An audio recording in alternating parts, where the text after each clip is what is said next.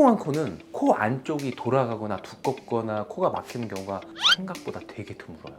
그러니까 예쁜 코는 막히기가 어렵다는 거죠. 그렇지. 성형외과 이런 얘기 하는 게 약간 좀 웃길 거야. 아니 뭐 성형외과 의사가 비염 뭐 관심 없는 거 아니야? 비염수라고 코가 망가진 상황을 저는 많이 본단 말이에요.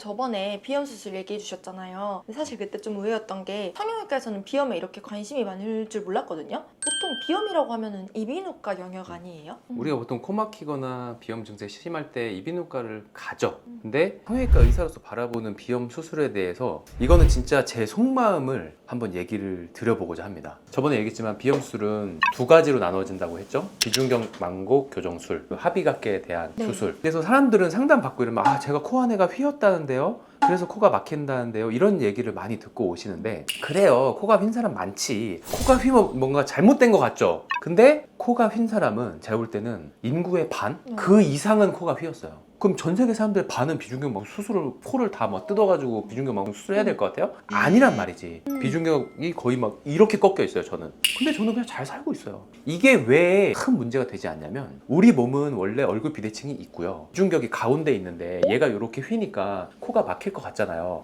근데 엄마가 줄 때 비중격 망곡증이나 비대칭이 있으면 코가 가운데가 이렇게 휘어 있잖아요. 그러면 옆에 벽도 이렇게 휘어 있어요. 아, 다 같이. 그러니까 삼형제가 다 휘어 있어. 그럼 이걸 휘었다고 볼 수 있을까? 휜 거는 휜 건데 이게 오히려 더 균형적인 상태예요. 근데 한쪽으로 더 많이 휘어 있으면 이쪽이 진짜 공간이 좁으면 막혀요. 근데 그 정도 되는 사람은 제가 볼 때는 인구의 10%도 안 돼. 일반적인 비염의 원인은 보통은 알러지나 기능적인 비염이 더 많으니까 내가 정말 비중격 망곡증을 꼭 해야 되는 사람인지를 잘 판단을 하고 수술을 받았으면 좋겠고, 그거를 이제 저는 성형외과 전문이다 보니까 코 성형이 예쁘게 되고 잘 되려면 코의 구조가 어쨌든 하중을 견딜 정도로 튼튼해야지만 코 성형이 분명히 성공해요. 내 코가 예쁘게 높아지고 나중에도 주저앉지 않고 코를 봤을 때 대칭이 잘 맞고 균형적인 모양이 나오려면 절대 코 안에가 약해지거나 휘었을 때는 절대 안 나와요. 보험 진료나 기능적인 부분 진료하려면 뭐 굳이 내가 얘기하면 사람들한테 씨알이나 먹힐까? 이런데 막상 코 성형을 해보니까 코 성형을 성공시키려면 기본적인 숨도 안 쉬어질 정도로 코의 구조가 별로인 상태에서 코 성형이 절대 성공하지 못한다는 얘기예요. 코 성형에 성공하려면 어쨌든 내 기본 상태보다 코가 구조가 더 튼튼해야지만 코가 설 수 있어요. 구조가 휘어서 막히려면 구조가 결국은 약하다는 거거든요. 그러니까 수술하고 나서 그런 게 생기면 코 성형은 100% 실패할 가능성이 굉장히 높아요. 성공한 코는 코 안쪽이 돌아가거나 두껍거나 코가 막히는 경우가 생각보다 되게 드물어요. 그러니까 예쁜 코는 막히기가 어렵다는 그렇지. 거죠. 그러니까 내가 코를 딱 봤는데 성형을 했는데 어쩜 저렇게 안 한 것처럼 예쁘고 콧구멍 모양도 예쁘고 대칭이고 이상한 점이 별로 없어. 이런 코는 코 안이 휘거나 약하거나 뭐 비중격 망곡증이 심하거나 이럴 가능성이 거의 제로에 가까워. 왜냐면 그 코의 겉으로도 예쁜 그 상황을 내가 원래 코보다 더 대단한 상황을 만들려면 코 안의 구조가 조금이라도 문제가 있으면 절대 안 나와, 내가 생각할 때. 비염 수술을 자동으로 거치는 거라고 보면 돼요? 비염술 중에서 그러니까 비중격에 대한 컨트롤을 무조건 해야 되는 거야. 그러니까 예를 들면 이거, 내가 하기 전에도 코가 휘었어. 그러면 코가 안 높은데도 휘어 보인다는 얘기는 내가 코를 그대로 높이면 어떻게 될 것 같아요? 엄청 돌아가요. 그치. 그러니까 내가 휜 코 교정이나 비대칭을 맞춰줄 수 있는 코 성형을 하는 의사라면 비염 정도 고치는 거는 일도 아니야. 그러겠다. 비중격이 휜 거를 컨트롤하는 거는 코 성형의 필수 과정이에요. 코 성형이 이 비중격 망곡 교정술을 어떻게 보면 포괄하고 있는 개념이라고 보면 돼요. 비중격 망곡 교정하려고 비중격을 떼는 경우가 많아요.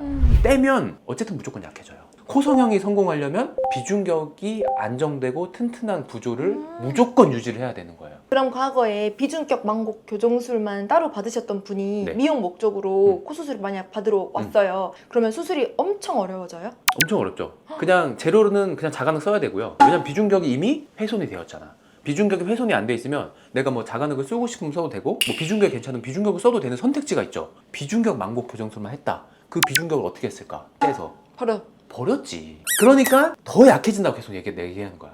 그러니까 나도 그래. 나도 코성형하기 전까지는 잘 몰랐는데 비중격 만곡 교정술 하는 방법이 여러 가지가 있는데 우선 우리가 그냥 비중격 만곡 교정술만 한다고 쳤으면 보통 코성형 안 한다고 쳤을 때 코를 비계방으로 열어서 그러니까 콧구멍 안쪽으로 들어서 비중격만 접근해서 휜 거를 펴준다는 개념으로 수술을 한단 말이에요. 그럼 내 코 모양이 이렇게 있고 비중격이 이렇게 코 안에 서 있는데 이게 옆으로 서 있는 거죠. 휘어 있으니까. 그러면 얘를 아까 말했지만 이걸 내가 펴면 원래 코 높이보다 높아져요. 네. 그럼 비중격 만곡증 제대로 하면은 코끝이 예뻐져 높아져야 될 거 아니야. 근데 비염수라고 코 높아진 사람 봤어요? 아니요. 절대 안 높아져요. 왜냐면 코가 막혀 있기 때문에 이거를 높일 수가 없지. 왜냐면 코라는 게 막혀 있는데 이걸 어떻게 펴지? 위로는 못 올라가는데 어떻게 펼까? 뜯어내는 거예요.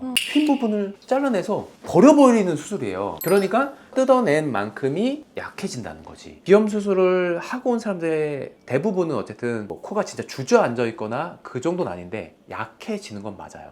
보통은. 그리고 비염, 비중격 만곡증 수술한 사람의 10% 정도는 이런 데가 진짜 이렇게 주저앉아 있는 경우가 있거든요. 예민한 사람들이 느껴요. 내가 옛날에 뭐 고등학교 때나 이럴 때 사진 보면 코가 이랬는데 왜 자꾸 여기 코가 주저앉고 길어지는 거 같지? 이런 느낌이 어렴풋이 느껴지는 사람도 있거든요. 그런 사람들은 이게 코가 여기가 비중격이기 때문에 여기 누르면은 어지간히 세게 누르지 않으면 코가 잘 주저앉지 않거든요. 세게 눌러야 여기가 주저앉아요. 이렇게. 그럼 여기 어쨌든 연골이 있는 건데 여기가 이렇게 들어갔는데 훅훅 꺼진다. 그러면 비중격이 무너진 거예요. 아이고. 이 정도의 무너짐은 어쨌든 코를 건들지 않으면 안 생긴단 말이에요. 근데 비중격 만곡 교정술 같은 거 하면서 비중격을 뜯어냈을 때 과도하게 뜯어내면 이런 일이 생긴다는 거죠. 그러면 비염 근데 심한데요? 알러지, 내가 컨디션에 따라 생기는 비염은 구조적인 거랑 별개예요. 그러면 코가 내가 붓거나 콧물 많이 나고 이런 거는 옆벽 합의각계에서 일어나는 일이에요. 이 합의각계 수술은 결국은 얘가 이제 과민 반응을 해서 내 코를 자꾸 콧물 나고 막히게 만들고 부어오르니까 쟤를 없애거나 줄이는 수술이에요.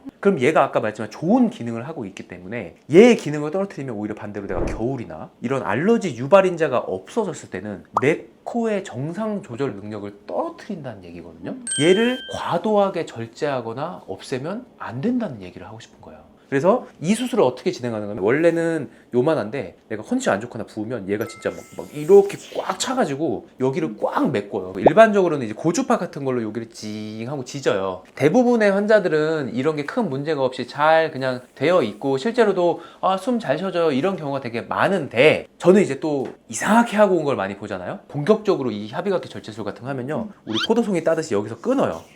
이거 끊으면 여기가 원래는 이게 있어야 되는데 여기가 없어요. 그러면 이게 약간 목구멍처럼 바뀌는 거예요. 그러면은 여기에는 신경, 뭐 혈관, 점막이 다 없어지는 거거든요. 빈 코 증후군이라고 비어 있다는 거. 이런 분들을 제가 가끔 보거든요. 혹시 겨울이나 이럴 때 안 막히세요?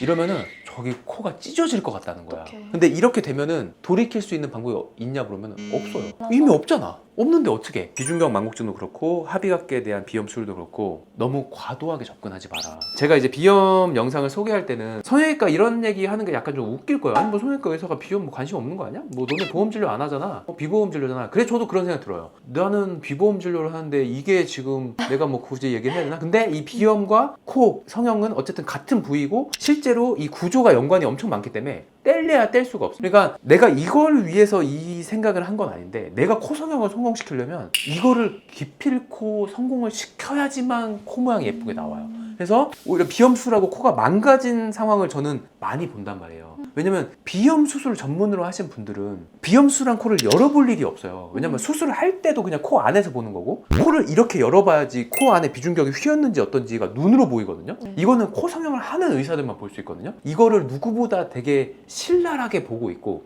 이게 해결이 되지 않으면 절대 코 성형이 성공하지 않는다. 비염 수술을 한 코들이 생각보다 구조가 약해져서 내가 코 성형을 할 때 되게 애를 먹는구나 하는 거를 내가 느끼니까 여러분들이 아무 생각 없이 특히나 안타까운 게 뭐냐면 이 비염 수술만 한 사람들은 코 성형에 관심이 없던 사람들이었기 때문에 자기가 코가 뭐 주저앉았는지 어땠는지를 잘 못 느껴요. 생각보다. 겉으로 티가 안 나서. 그렇죠. 코를 높이지 않았으니까 약해진 게 티가 안 날 뿐이에요. 근데 심각한 아까 10% 정도는 코가 진짜 여기가 주저앉는 사람도 많이 생기고 오히려 안쪽이 더 휘는 경우도 많이 생겨요. 약해지면 통제가 안 되기 때문에 휘어버리거든요. 특히나 남자들 성형 안 한 사람들은 몰라요. 이 환자분 이거 많이 약해진 것 같은데요. 안짱코 같은데요. 이런 얘기를 해도 그래요? 그냥 이러고 마는 경우가 되게 많단 말이에요. 여자였으면 많이 느껴졌을 건데 그래서 다시 이제 정리를 하자면 코 성형과 어쨌든 비중격 만곡 교정술을 비중격은 굉장히 밀접한 연관이 있고 코 성형을 할 때 엄청나게 재료 중에 가장 거의 중요한 재료가 비중격이에요.